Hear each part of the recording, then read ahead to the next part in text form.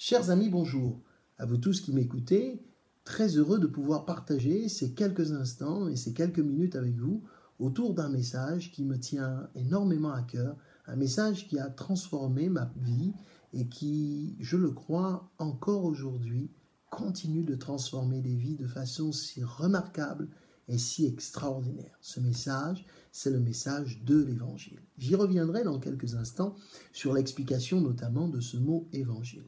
Le but avant tout de ces vidéos qui vont débuter, c'est toute une série, c'est de vous proposer un cheminement, de vous proposer un parcours qui, je le crois, vous permettra certainement de construire de véritables convictions, d'avoir de nouvelles certitudes qui vont, je le crois, vous apporter beaucoup de bonheur et beaucoup de bien. En tous les cas, c'est la prière que je formule à l'égard de vous tous qui pouvez avoir l'occasion d'écouter et de voir cette vidéo. Je suis le pasteur Mac Mengui et pasteur de l'Assemblée de Dieu du Pays de Grâce et c'est une joie pour moi de pouvoir témoigner de l'Évangile et de la grâce de Dieu qui découle de ce message. Je voudrais pour cela vous proposer une lecture que l'on trouve dans le livre des Proverbes. Au chapitre 16, au verset 4, c'est un texte très simple dont je vais lire la première partie. Proverbes, chapitre 16, verset 4, « Dieu a tout fait pour un but ». Voilà une parole claire, nette, précise. Dieu a tout fait pour un but. Mais voici que cette parole est quand même pleine de rebondissements. Je dirais qu'elle suscite d'autres questions. Dieu a tout fait pour un but. Voilà ce que la Bible affirme, voilà ce qu'elle dit. Beaucoup de questions peuvent se poser d'ores et déjà, et d'emblée, je dirais d'entrée avec ce simple verset que nous lisons. Il peut, ce verset, questionner au sujet de l'existence réelle de Dieu, ou pas.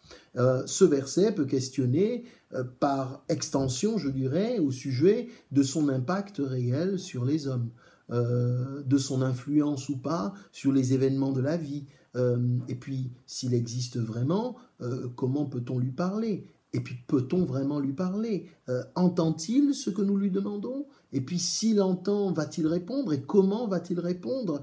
Attend-il quelque chose de notre part ? Voilà autant de questions que nous pourrions, les uns et les autres, nous poser. Et je vous propose de trouver un petit peu quelques pistes de réflexion, quelques réponses à travers ce que nous dit la Bible. Je n'ai absolument pas la prétention d'avoir la science infuse, mais je voudrais lancer comme cela et livrer à votre cœur ces quelques réflexions tirées de la Bible et prier pour que, dans ce cheminement, vous puissiez construire vos certitudes et avoir le bonheur d'avancer dans la joie et dans la paix. Je crois que cette question importante, Dieu existe-t-il? Que fait-il? Dieu a tout fait pour un but, nous dit la Bible, pose aussi la question de notre existence à nous. Il y a déjà cette question, et surtout particulièrement la question de la raison d'être de notre existence sur cette terre. Pensez-vous, par exemple, être le fruit du hasard? Pensez-vous être le fruit d'une erreur, d'une faute, ou je ne sais quelle autre raison pourrait bien vous tenir à cœur? En tous les cas, la Bible, elle explique que Dieu est l'auteur de la vie, dans ce sens qu'il est celui qui a suscité la vie, celui en tous les cas qui l'a favorisée, qui a voulu notre existence. Et de par cette réalité-là, il devient donc notre créateur. Partons donc de ce principe, de ce postulat, en disant simplement Dieu est notre créateur. S'il est notre créateur, qu'attend-il donc de sa créature, puisque c'est lui le créateur ? J'aime beaucoup parler parfois par des exemples. Imaginez que dans la rue, vous voyez une belle voiture et vous vous disiez « Waouh !» et vous dites « C'est une voiture qui est de telle marque ou de telle autre marque » et que vous vous mettiez à faire une comparaison au sujet du gabarit de la voiture, au sujet de la forme, de la finition de la voiture.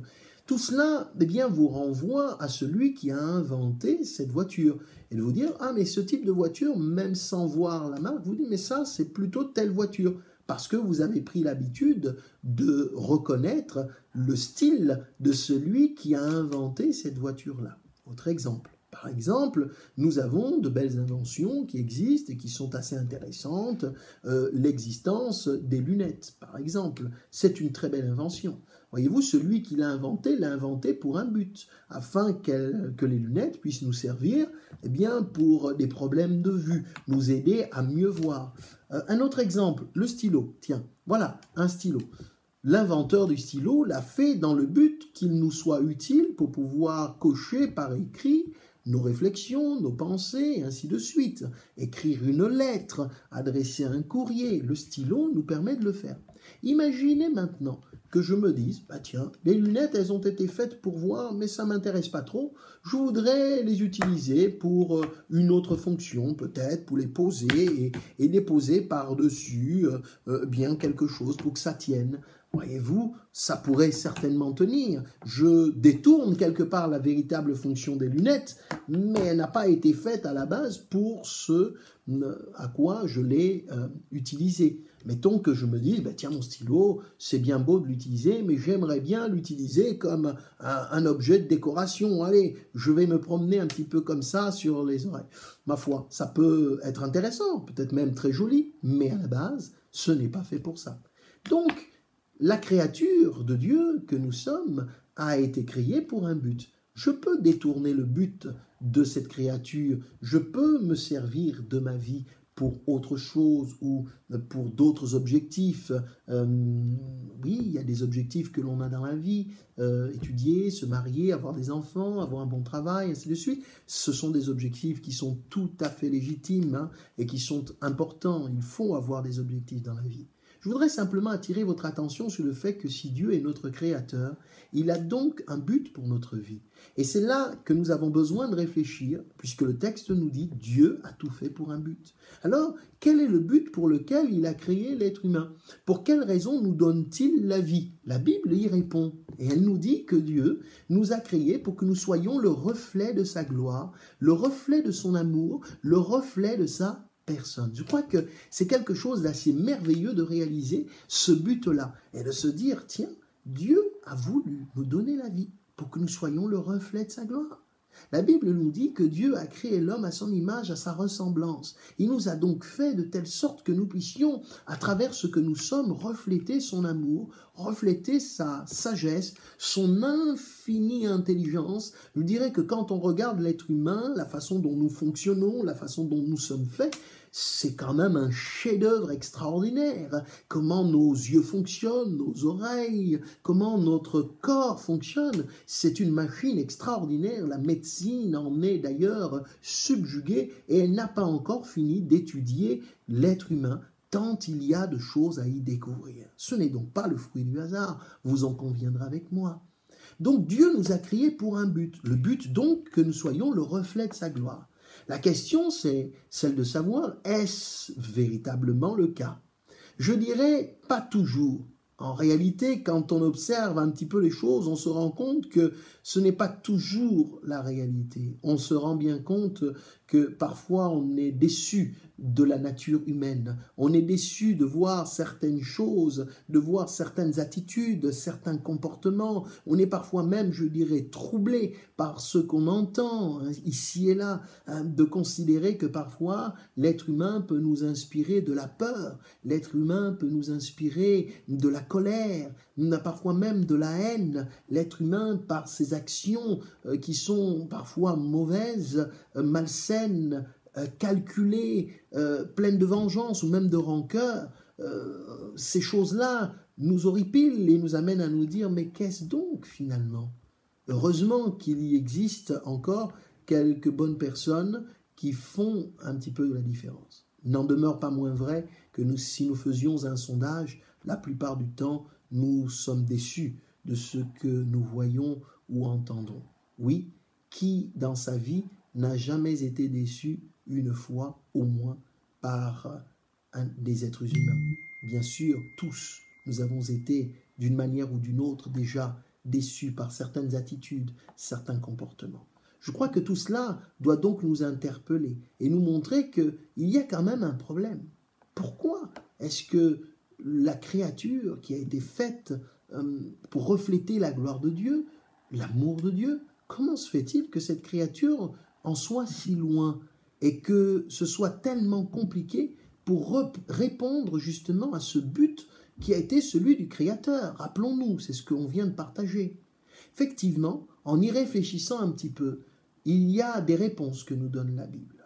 Il y a une réponse que l'on trouve dans un livre qui se trouve dans le Nouveau Testament, le livre des Romains, chapitre 3, verset 23. Il nous est dit « Car tous ont péché et sont privés de la gloire de Dieu. » Tous ont péché et sont privés de la gloire de Dieu. Un autre texte dira, dans un livre de l'Ancien Testament, ici dans le livre de Job notamment, « On crie contre la multitude des oppresseurs, on se plaint de la violence d'un grand nombre, mais nul ne dit « Où est Dieu mon Créateur ?» qui inspire des chants d'allégresse pendant la nuit. » Voilà deux textes qui nous donnent, je dirais, des pistes de réflexion. Nul ne dit « Où est Dieu mon Créateur ?» Pourtant, on crie contre la multitude des oppresseurs et on se plaint de la violence d'un grand nombre. Mais nul ne dit « Où est Dieu mon Créateur ?» C'est un constat.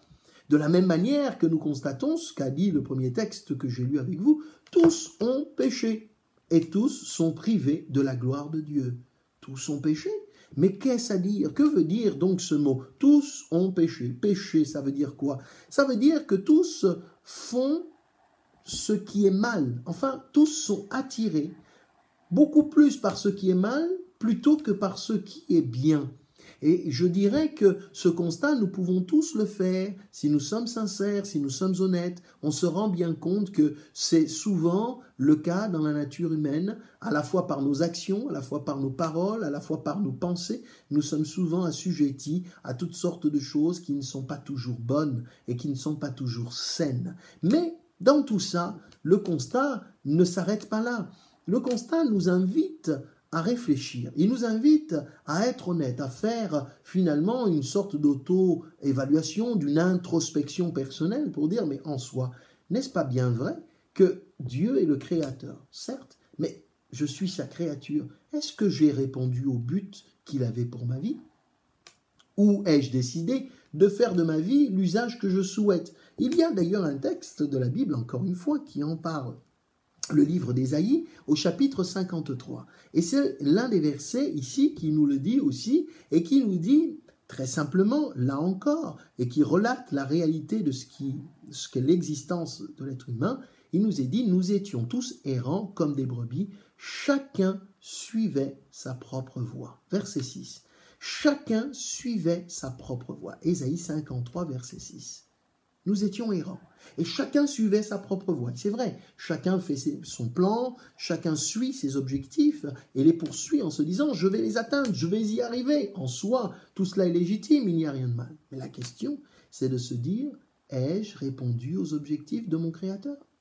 Si vous avez imaginé un appareil à la maison qui s'abîme ou qui est défaillant, je ne sais pas moi, un réfrigérateur ou une machine à laver, un sèche-linge ou un lave-vaisselle. Allez, mettons, votre lave-vaisselle a du mal à fonctionner convenablement. Le premier réflexe que vous aurez, c'est celui d'aller récupérer la notice et de pouvoir vous enquérir de ce que dit l'inventeur qui l'a inventé, en disant si un jour la machine lave-vaisselle clignote ou fait ci ou fait ça, ça veut dire qu'il y a tel ou tel problème. Donc, nous appliquons à ce problème la solution qui est préconisée par le petit bouquin que vous avez, que l'on appelle la notice. Eh bien, voyez-vous, la notice que Dieu nous a donnée pour la vie, c'est la Bible.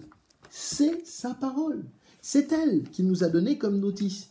Mais cette notice que nous avons est bien écrite, inspirée en tous les cas, par celui qui en est l'auteur, celui qui nous a fait, et qui donc nous donne dans ce livre les réponses au sujet des problèmes que nous pourrions rencontrer tout au long de notre existence ou tout au long de notre parcours. Et c'est pour cela que c'est une bonne nouvelle, parce que malgré ce constat que nous faisons, d'une vie qui a du mal parfois à être, je dirais, conforme au but de Dieu, il y a quand même une bonne nouvelle. Oui, c'est vrai que le constat est parfois terrible quand on regarde un peu ce qui se passe autour de nous. Mais la bonne nouvelle, c'est ce que nous appelons l'évangile. Voyez-vous, littéralement, ce mot évangile veut dire bonne nouvelle. Dieu a une bonne nouvelle pour vous et pour moi. Face aux problèmes que nous traversons, face aux situations que nous rencontrons, face, je dirais, à la déchéance parfois de la nature humaine, Dieu a envisagé un plan de sauvetage. Il a mis en œuvre un plan de salut en la faveur de sa créature. Il a décidé de s'investir, de s'engager, encore une fois, à nos côtés pour nous aider à nous en sortir. Et c'est pour cela que l'Évangile est appelé la bonne nouvelle. Parce que l'Évangile nous présente justement ce plan que Dieu a mis en œuvre et qu'il a établi afin de venir au secours de sa créature. C'est en cela que nous puisons notre force et notre joie dans le fait que l'Évangile est la puissance de Dieu. C'est un texte de la Bible qui le dit, ce n'est pas moi. C'est la puissance de Dieu, parce qu'il faut, je dirais, une puissance, il faut une force particulièrement pour pouvoir nous en sortir et nous arracher de la mauvaise terre dans laquelle nous avons été finalement plantés. Et cette bonne nouvelle, elle est là pour nous rappeler que Dieu nous aime. Elle est là pour nous rappeler que Dieu veut nous aider. Et il ne veut pas nous enfermer, il ne veut pas nous isoler, mais il veut nous restaurer, il veut nous guérir, il veut nous éclairer. Il y a donc un plan de Dieu qui a été mis en œuvre, un plan qui a été arrêté afin de venir à notre secours. Quel est donc ce plan? Quelle est donc cette solution? Quelle est donc cette réponse, cette mise en œuvre? Eh bien, on va en parler dans la prochaine vidéo qui viendra d'ici quelques jours. On parlera ensemble de cette solution que Dieu a mise en place pour nous aider à manifester sa gloire. Rappelez-vous, il nous a créés pour être le reflet de sa gloire. Vous pourriez réfléchir entre-temps, en attendant à cela, réalisez, prenez conscience de cela. Dieu vous a fait pour un but. Et il veut que vous répondiez à cet intérêt qu'il a pour vous. Vous savez, quand il y a un anniversaire ou un repas de famille, on va préparer, apprêter de bonnes choses à manger, et on le dispose sur la table. On voudrait montrer à nos convives combien on a passé du temps, combien on s'est investi dans ce travail, on y a mis notre amour, notre affection. Quand les gens vont goûter, manger, ils vont dire « Oh, c'est excellent ce que tu as cuisiné ». Eh bien, quelque part, ils sont en train de nous renvoyer l'image de ce que nous avons souhaité leur communiquer. Dieu nous a créés pour que nous soyons le reflet de sa gloire. Qu'en voyant notre vie, on puisse y voir la grâce et l'amour de Dieu. Réfléchissez à cela en vous demandant si c'est bel et bien le cas aujourd'hui. Et si ce n'est pas le cas, eh bien, revenez écouter la prochaine vidéo, parce que c'est une bonne nouvelle. L'Évangile est toujours une bonne nouvelle. Elle présente l'état de notre cœur, mais elle présente aussi la réponse de Dieu pour nous en sortir. Elle présente la maladie dont nous pouvons être atteints, la maladie du péché, mais elle présente aussi la solution surtout que Dieu met en œuvre pour nous venir en aide. Je voudrais ne pas aller trop vite, je l'ai dit, c'est un cheminement. Je prie simplement pour que Dieu vous parle dans ces moments et que vous soyez dans votre cœur désireux de dire « Oui, je veux être le reflet de sa gloire ». Si vous le voulez bien, on va s'incliner dans la prière et demander à Dieu simplement de vous bénir dans ce temps. Amen. Merci mon Dieu pour ce temps de partage, pour ce temps avec tous ceux et celles qui ont pris un moment pour écouter ce qui a été partagé. Ma prière, c'est que tu les aides à prendre pleinement conscience qu'ils sont tes créatures et que tu es leur créateur, que tu les as faits pour un but et que ce but, tu souhaites l'atteindre en eux, à travers leur vie. Merci de bénir la prochaine vidéo que nous aurons. Garde-les entre-temps, au nom de Jésus. Amen. Amen. Que Dieu vous bénisse et je vous dis à la prochaine.